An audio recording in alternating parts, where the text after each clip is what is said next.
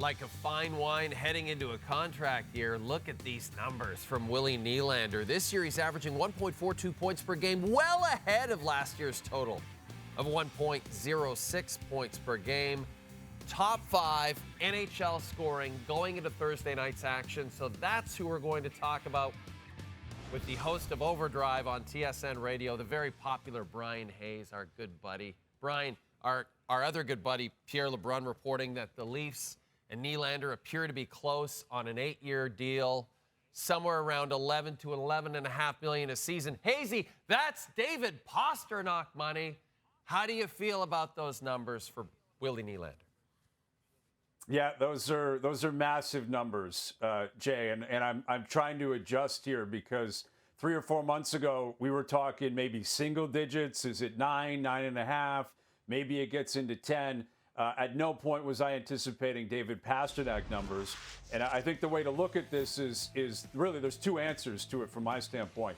League-wide, this is considered an overpayment. If that's what it ends up being, $11.25 million, $11.5 million. The 31 other teams in the league, I think they would look at that as an overpayment, and David Pastrnak's the perfect example. Both great players. Nylander's a great player. He's having a great season, but Pastrnak's had a better career, and I think he's a better player. So the rest of the league would say overpayment, but the way the Maple Leafs operate and the way they overpay their stars, going back to when they were restricted free agents, it's not a surprise. It's probably appropriate. I think Nylander's camp, they're looking at what Marner's been making for the better part of 4 years, and I'm sure they were thinking it's time for Willie to get more than that, and it sounds like that's exactly what's going to happen. So, there are some teams that can convince their players to take hometown discounts. As you've alluded to, it just doesn't happen in Toronto. I don't know if it's really going to happen much anymore in general, right, if the cap starts to go up. But do you truly believe that the team has hemmed themselves in a little bit here with these contract negotiations and backed themselves into a corner? Yeah, I don't think they've won, quote unquote, any of these superstar contracts. I mean, I'd go back to even John Tavares, which was more complicated because he was a UFA. He was coming up here. They could only give him 7 years, but they gave him $11 million. And, that was a lot of money, and it set the bar for how they were going to approach Matthews and his deal coming out of entry level. And they gave him a very player-friendly deal.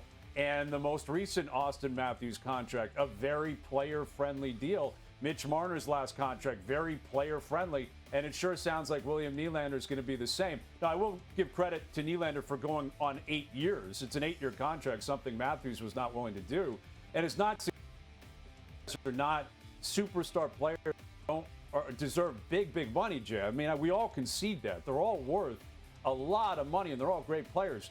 But I think what has happened here is the Maple Leafs, they have a philosophy that they will do anything they have to keep them.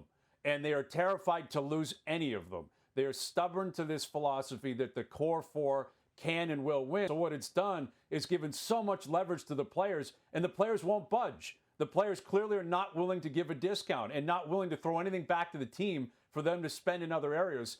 And I think it's on management because they set the tone. And again, it's not like I'm suggesting William Nylander should make $8 million a year, $8.5, $9 million. But there is a difference in the salary cap era between $10 million and 11.5.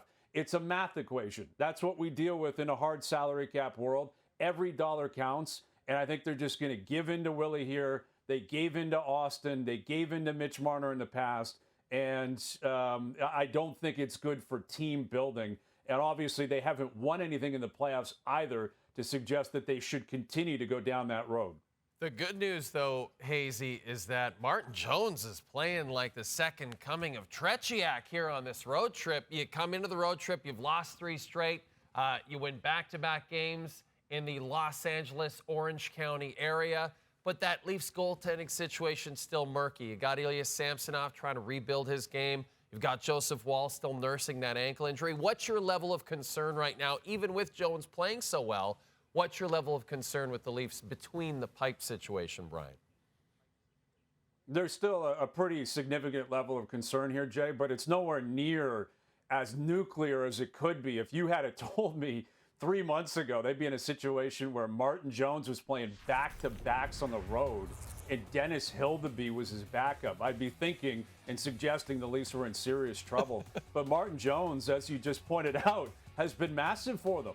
Like, we spent so much of the offseason talking about Bertuzzi and him coming in, and Max Domi and Ryan Reeves. What is Reeves going to bring to the table?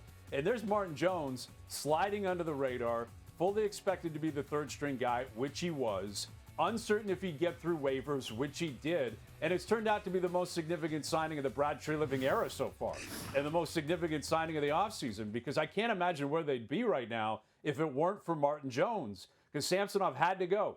Statistically, he was the worst goalie in the league. He was costing them points pretty much every single start. Joseph Woll's injury speaks for itself. He's going to be out for a significant amount of time. If it weren't for Martin Jones, this team would be in real trouble, and my level of concern would be through the roof.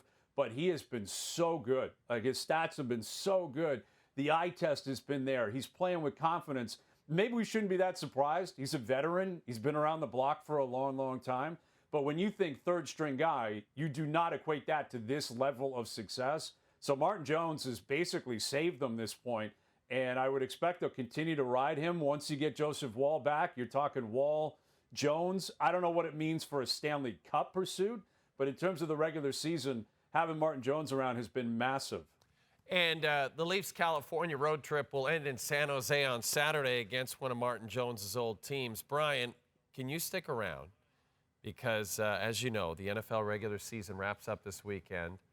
So we want to get Brian's thoughts on some of the biggest matchups in Week 18. That's later on this edition of SportsCenter.